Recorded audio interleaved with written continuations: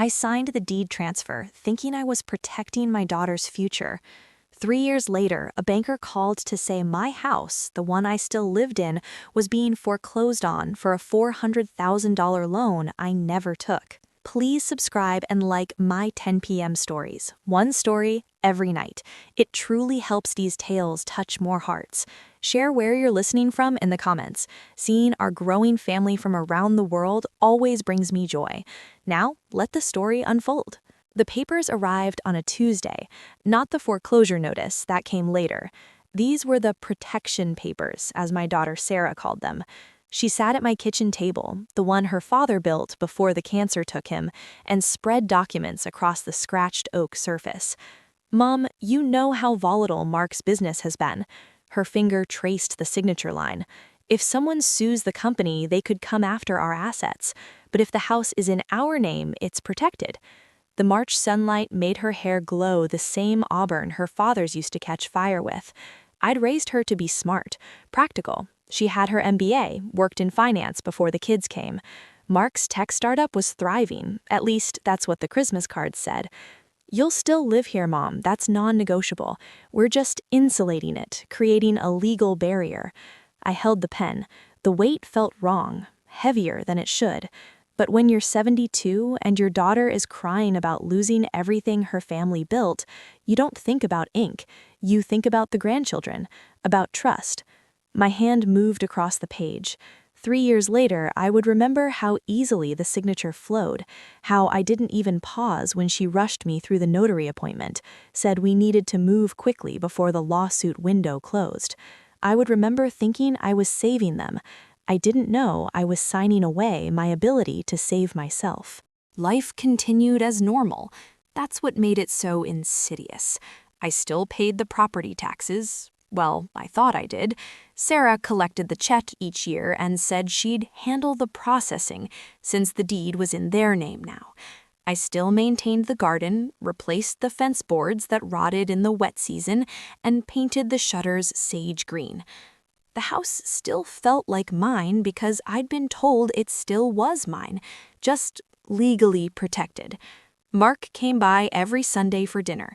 He'd kiss my cheek, call me Mom Patricia, and help me carry groceries.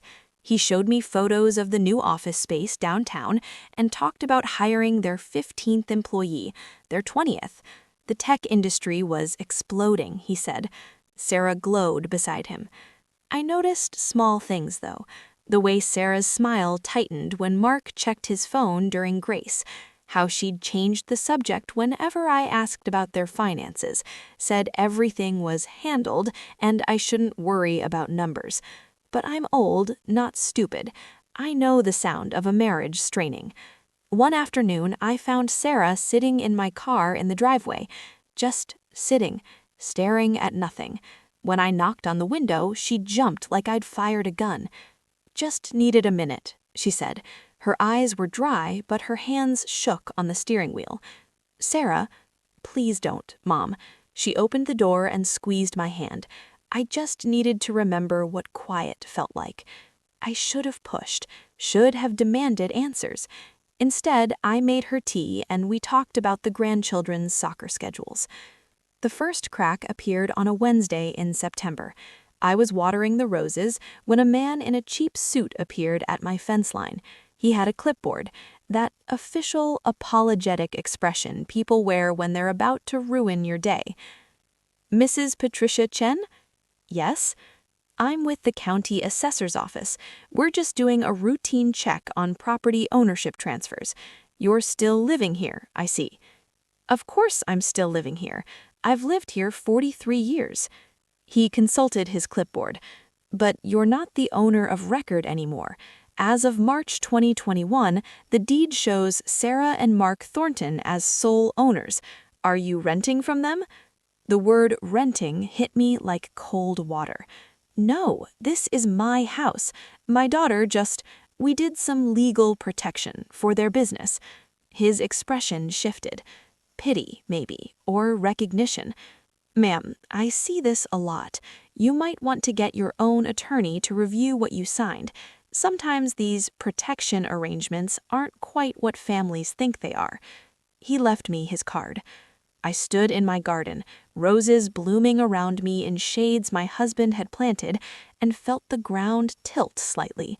Nothing had changed. Everything looked the same.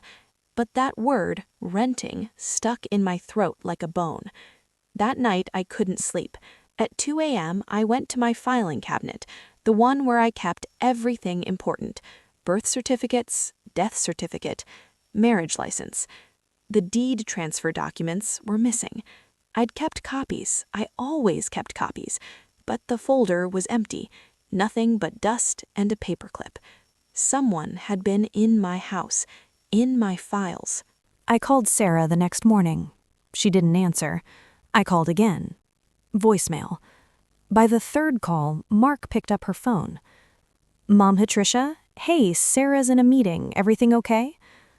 I need to see the papers we signed, the deed transfer. Silence. Just breathing and what sounded like traffic. Mark? Yeah, of course. I'll have Sarah bring them by this weekend. No problem. But his voice had changed, flattened. The warmth evaporated like morning dew. Saturday came. No Sarah. I called. Mom, I'm so sorry. Emma has a fever. Can we do next week? Next week came. The papers are in storage, Mom. I'll get them. The week after that, I'm having them recopied. The originals are too faded. I'm old, but I wasn't born yesterday. I hired an attorney. Cost me $500 for the consultation, money I didn't have to spare on my fixed income. But Lawrence Chen, Esquire, no relation, he joked, though we're probably cousins somewhere back in Guangdong, reviewed what I could remember signing. His face did something terrible as I talked. Mrs. Chen, did you sign a quitclaim deed? I don't know what that means. It means you transferred all ownership rights to them. You have zero legal claim to the property anymore. But that's not the worst part. He pulled up something on his computer.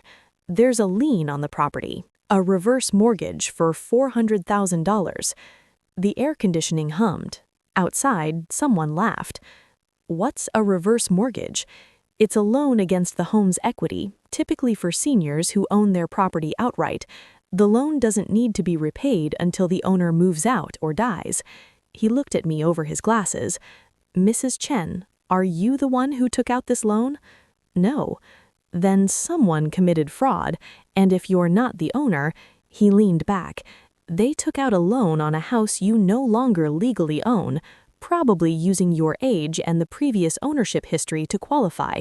And Mrs. Chen, yes, the payments are 3 months delinquent. I drove to Sarah's house. My hands shook on the wheels so badly I nearly ran a red light. Their home was beautiful, a craftsman in the hills with a view of the city, probably worth close to $1 million. Mark's Tesla sat in the driveway next to Sarah's Audi. Success. They looked successful. I rang the doorbell. Mark answered. His face went pale when he saw me. Mom, Patricia, where's Sarah? Look, this isn't a good time. Where is my daughter? Sarah appeared behind him, and I barely recognized her. She'd lost weight. Her collarbone jutted through her sweater. Dark circles under her eyes made her look 50, not 42. Mom, her voice cracked. Did you take out a loan on my house? Mark's jaw tightened. Sarah closed her eyes. Can we talk inside? Sarah whispered. No, right here. Did you steal $400,000 from me? It wasn't stealing, Mark said. The house was legally ours. We had every right. Mark, Sarah's voice cut like a wire. Shut up. She stepped onto the porch and closed the door behind her. We stood in the October wind, leaves skittering across their perfect lawn. The business failed, Mom, 2 years ago.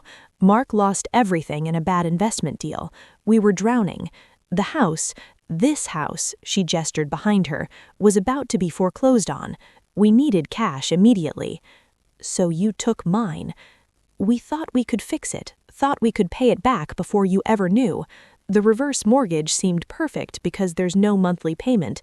It's just deferred until you die. She flinched. We were going to refinance. We had a plan. And now? Her face crumpled. Now we're 3 months behind on the insurance and property taxes that we're contractually obligated to pay on the reverse mortgage. If we miss another month, they'll foreclose. You'll lose the house, Mom. You'll have nothing.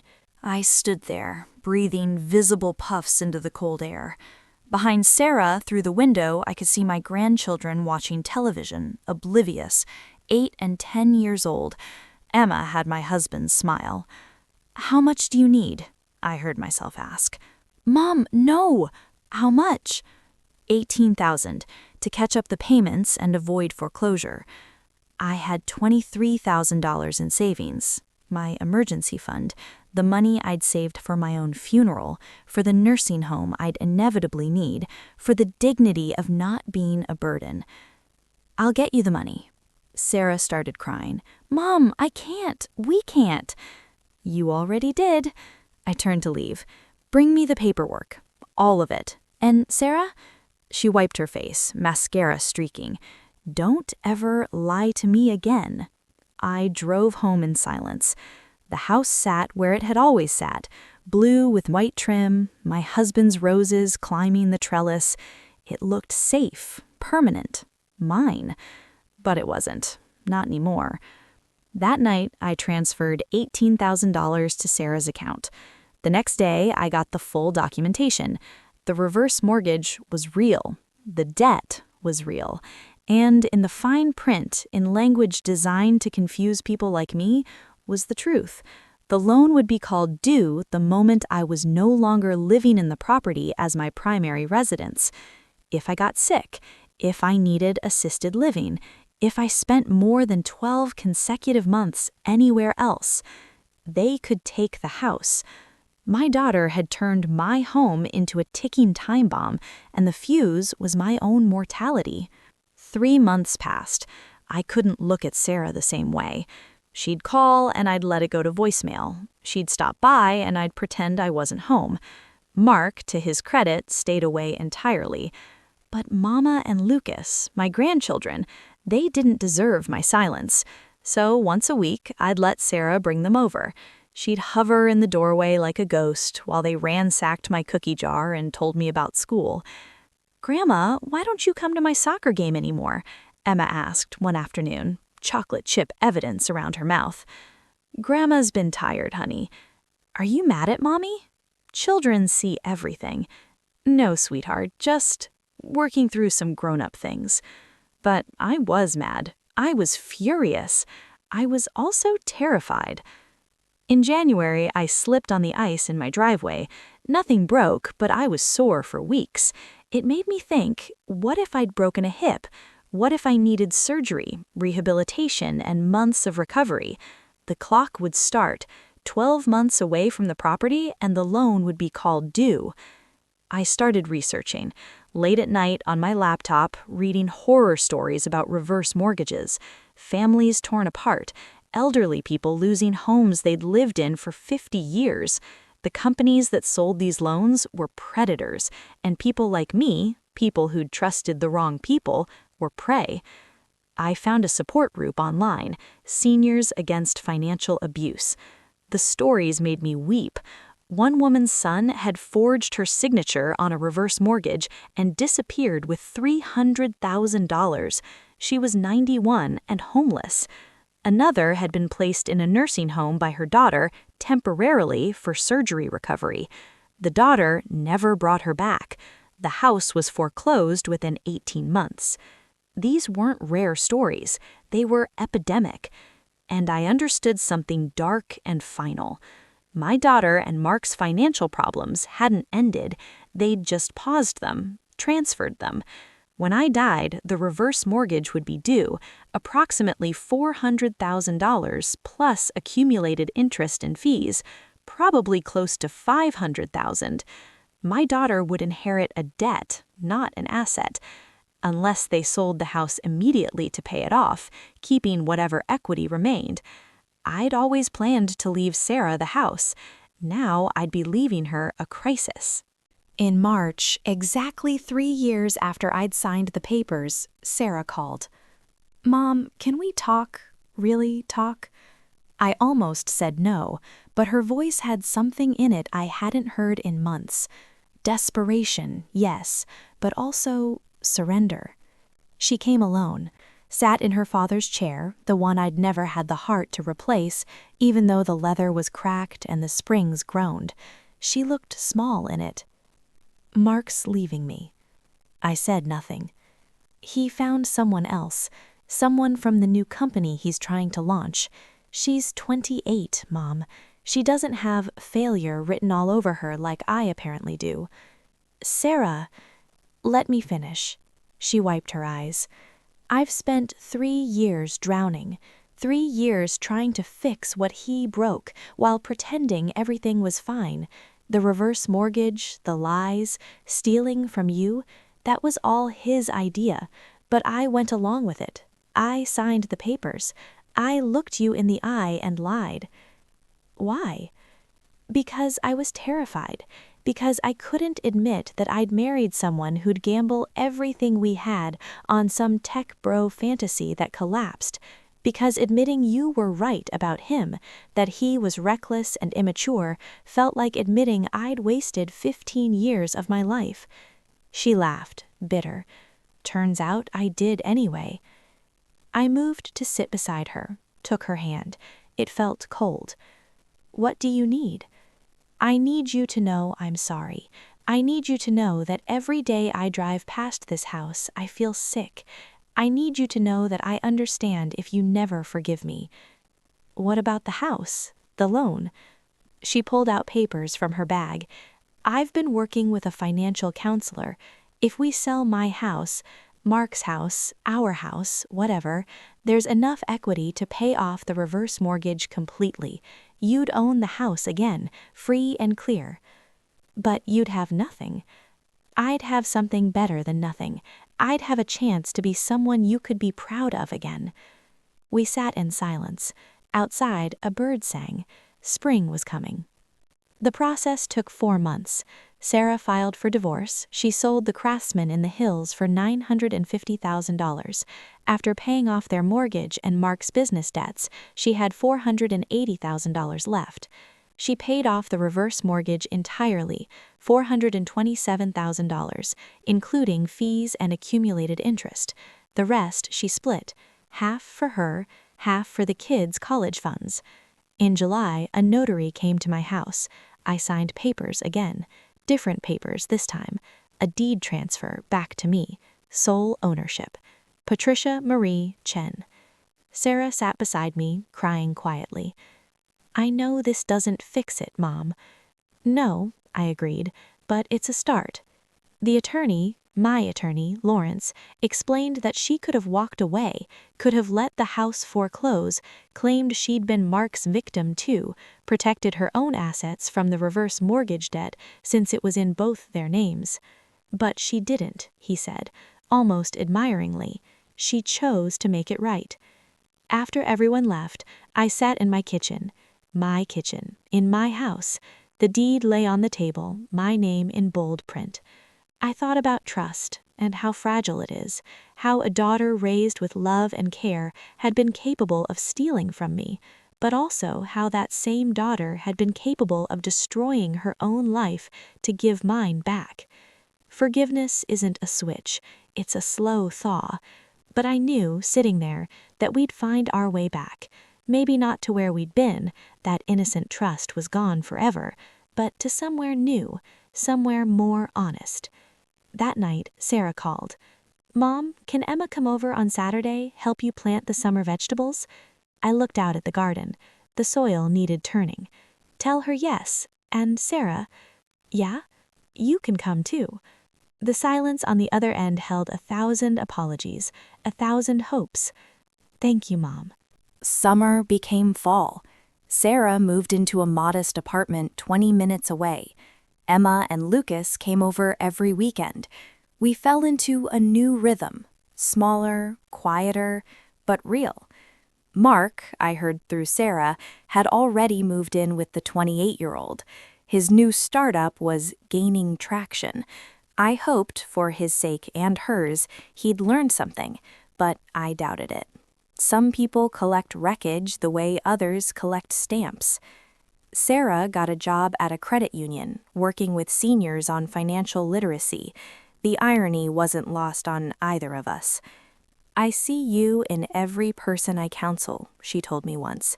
Every time someone trusts the wrong person with their security, I see my own face in the mirror. She was thin still, but the darkness under her eyes had faded. She laughed sometimes, real laughs, not the performance kind. One Saturday in October, we were in the garden together, Emma helping me deadhead the roses while Lucas raked leaves. Sarah stood watching them, and I watched her watching them. "Do they know?" I asked quietly, "about what happened?" "Not everything, but they know Mommy made mistakes that hurt Grandma, that trust is something you can break, and fixing it is hard work." That's a heavy lesson for kids. Better than learning it the way I did, she looked at me, by becoming the lesson. In November, she brought me paperwork. "I want you to see my attorney about a trust, something ironclad. When you eventually pass, the house goes directly to Emma and Lucas, with me as trustee, but not owner. I will never have legal control over your assets again." "Sarah." "Please, Mom, I need this. I need to know I can't hurt you again, even if I wanted to." We set up the trust. Lawrence handled it and made it bulletproof. My house would skip Sarah's generation entirely, protecting my grandchildren's future without giving Sarah the power to gamble with it. It hurt her to sign those papers. I could see it in her face, the acknowledgement that she'd destroyed her own mother's faith in her judgment. But she signed anyway. That's how I knew she'd really changed. At Christmas, we gathered in my living room, just the four of us, Sarah, Emma, Lucas, and me. Mark had the kids for Christmas Day, so we celebrated on Christmas Eve the way my husband and I had done when Sarah was small. I made dumplings. Sarah helped, her hands remembering the fold and pinch from childhood. Emma attempted her own, creating lumpy, lopsided disasters we cooked anyway and ate with exaggerated delight. Lucas asked, "Is Daddy coming?" Sarah's hand stilled on the dumpling wrapper. "No, honey, Daddy has other plans." "Is it because of the bad thing?" Sarah and I locked eyes across the table. "What bad thing?" she asked carefully. "Daddy told us that you made him do something bad with Grandma's house, and that's why you can't be married anymore." The dumpling in my hand split. Sarah's face went white, then red. "Lucas, your father lied. Daddy made the bad choice, but Mommy went along with it instead of protecting Grandma. That's the truth.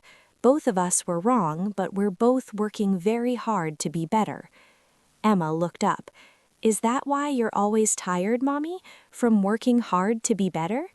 "Yeah, baby, that's exactly why." Later, after the children were asleep on the couch, tangled together like puppies, Sarah and I sat in the kitchen, the same kitchen where she'd spread those papers 3 years ago. "He's going to poison them against me," she said quietly. "He's going to make himself the victim in every story he tells them. Then you tell them the truth, not the sanitized version, not when they're older, the actual truth, that you made a choice that hurt someone you love, and that you're paying the price every day, and that fixing mistakes is more important than pretending they didn't happen. When did you get so wise?" "When I was standing in a garden I thought I owned, being told I was a renter in my own life." I squeezed her hand. "Pain makes you pay attention, Sarah. You can't sleepwalk through suffering." We sat in silence, and I thought about how much we'd both lost, how much we'd both learned. Trust, once broken, leaves scars, but scars are proof of survival. In the spring, a year after Sarah sold her house to save mine, I got a call from Lawrence. "Mrs. Chen, I've been going through the original reverse mortgage documents more carefully. I found something." "What?" "The signatures. They're questionable. The notary stamp looks off.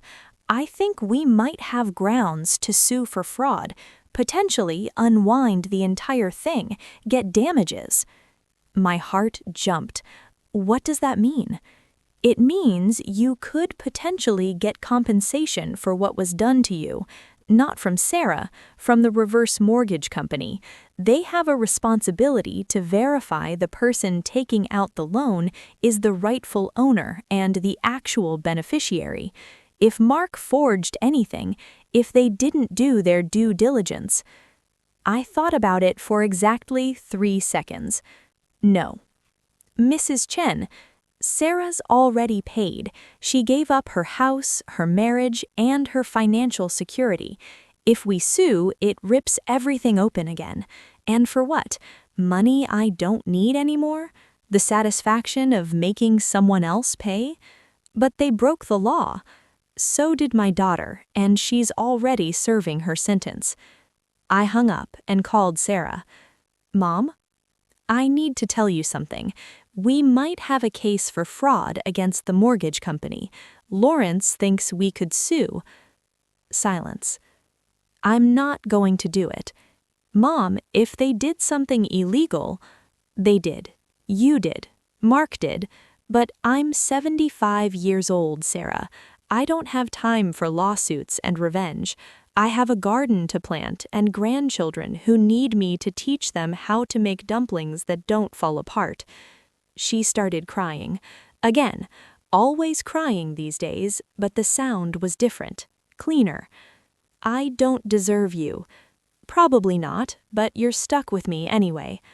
That summer, Emma started high school. Lucas got braces. Sarah got promoted. She started dating again. Carefully, slowly, with a wariness I recognized. Life moved forward because life always does. I'm 76 now. The house is mine, truly mine, with papers so airtight even Mark couldn't touch them if he tried. Sarah visits 3 times a week. We don't talk about the reverse mortgage anymore, about the missing years of trust, but I think about it. Late at night, when the house creaks its familiar creaks, I think about how close I came to losing everything, not just the house, but Sarah too, to bitterness, to anger, to the kind of permanent break that families never recover from. People ask me sometimes, the women in my book club, the folks at church, they ask if I've forgiven her. I tell them yes, and it's true, but forgiveness isn't forgetting. It's choosing to remember without letting the memory poison you. I look at Sarah now, and I see both people, the desperate woman who stole from the broken woman who sacrificed everything to make it right. I see my daughter, flawed and human and trying. Isn't that all any of us are doing? Trying? The house sits on its foundation, solid and sure. My name is on the deed. My roses bloom every year in shades my husband chose. Emma's artwork is taped to the refrigerator. Lucas's soccer cleats are drying by the door. Trust is a house too, I've learned. You build it board by board, nail by nail, and when it burns down, because sometimes it does, sometimes the people you love are the ones holding the match, you have a choice. You can walk away from the ashes, or you can start rebuilding, knowing the new house will never look exactly like the old one, but it might, if you're very careful, very patient, it might be strong enough to shelter you through the next storm. I chose to rebuild. Some mornings I still wake up panicked, reaching for papers I already checked. The trauma sits in my bones. But then I hear Sarah's key in the door bringing coffee and terrible jokes. I hear Emma practicing violin in the living room. I hear Lucas asking when we're making dumplings again. And I know I didn't just get my house back. I got my family back too. Not the same family, a different one. Smaller, scarred, more honest, but mine. Some truths don't set you free. They just show you the price of freedom. I learned that trust isn't something you have, it's something you choose again and again with people who break it and then spend years earning it back, one small choice at a time. If this story touched you, stay with me for the next one. Subscribe, like, share it with someone who would feel it, and leave your thoughts in the comments. My 10 p.m. stories, one story, every night at 10 p.m.